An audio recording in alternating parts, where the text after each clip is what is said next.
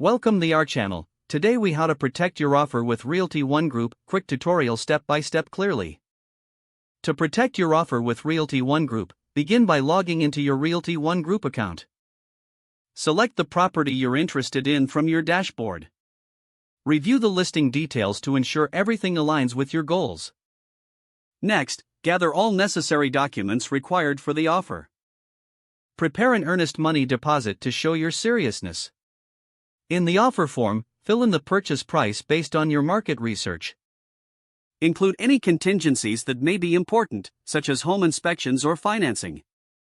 Make sure to specify your preferred closing date to streamline the process. Add any personal touches or letters if you want to strengthen your offer. Double-check all information for accuracy before submitting. Once everything is complete, submit your offer directly through the platform. After submission, monitor the status of your offer regularly.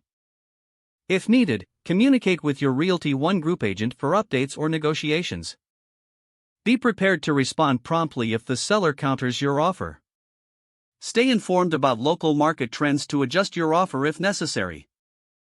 Follow up with your agent to ensure all paperwork is in order. And finally, celebrate your proactive steps in protecting your offer. If the page does not load, refresh the browser or try again in a private or incognito window.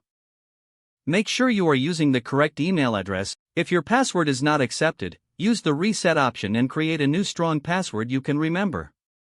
Check your spam folder for verification or security emails, then complete any requested confirmation steps. Enable two-factor authentication if available to improve account security and reduce unauthorized access risk. After signing in, review your profile details so your contact information and settings are accurate and current.